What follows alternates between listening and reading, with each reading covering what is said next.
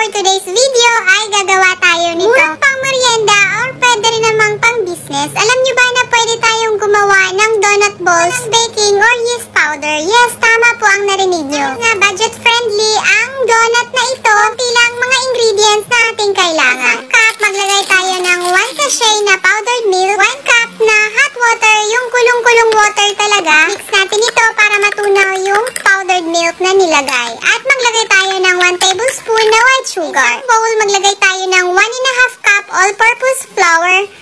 I-add natin yung milk na ating tinunaw. I-mix natin ito ng mabuti hanggang sa ma-absorb ng harina yung ating gatas na nilagay. Sa malinis na flat surface, ilagay natin ito at ininid natin ito gamit ang ating malinis na kamay. Sa una, madikit talaga siya, pero lang kayo ng add ng harina dito hanggang hindi na siya dumikit sa kamay nyo. Continue lang tayo sa pagmamasa hanggang sa makuha natin yung right na consistency. Ihampas-hampas nyo lang yan siya dyan. Kapag feel nyo madikit pa talaga siya, magdagdag pa kayo ng harina. Kapag ganito na, wala nang dumidikit sa kamay mo, it means okay na yan. I-rest muna natin itong ating dough. Pagkatapos ay magkakat lang tayo dito ng cheese na pang filling natin dito sa ating donut balls. Konti lang muna ang ikakat kong cheese kasi di ko pa alam ilang pieces of donuts ang magagawa ko. So kung kulang pa, mag-cut na lang kayo ulit. So okay na ito. Ngayon naman ay magsuscoop na tayo nitong ating dough. Gamit kayo ng scooper para pantay-pantay yung size ng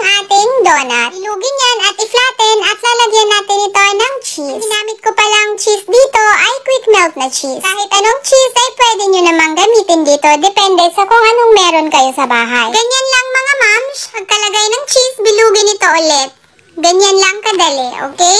At the same procedure sa lahat ng ating dough. Yun, the same pa rin yung gagawin natin. Flatten, tapos lagyan ng cheese at bilugin ito ulit. So ayan, ready na ang ating mga donut balls for frying. Isang malalim na pan, maglagay tayo dito ng oil. Initin ito kapag mainit na. Ilagay ang apoy sa low heat at prituhin lang ito hanggang mag-golden brown itong ating mga donut balls. Kailangan sana ay naka-deep fry ito, kaya lang syempre nagtitipid tayo sa oil, kaya di siya naka-deep fry. So ang gagawin nyo, bali-baliktarin nyo na lang hanggang sa makuha nyo yung golden brown na kulay niya. So kapag ganito na ang kulay mga moms, yung medyo golden brown na siya, tanggalin na ito sa apoy at pwede na natin itong iserve. Para mas presentable itong tingnan, i-coat natin ito sa powdered sugar. Ito naman ay optional lang. Wala naman kayong powdered sugar, wag nyo na lang lagyan. Pwede rin na kayong maglagay dito yung regular na sugar. So ayan, di ba mas kaaya-aya siyang tingnan kung ibebenta nyo kung lalagyan nyo ng powdered sugar. And ready na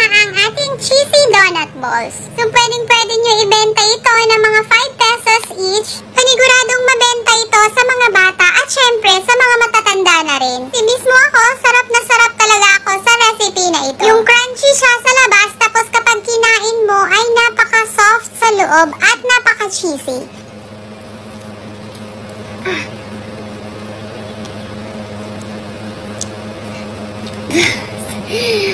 Ang init kasi may tumalsik yung cheese.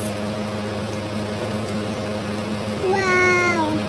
Kung umabot kayo sa puntong ito ng aking video, paki-comment naman sa ating comment section kung saang lugar kayo nanonood para alam ko kung saan umabot itong aking video.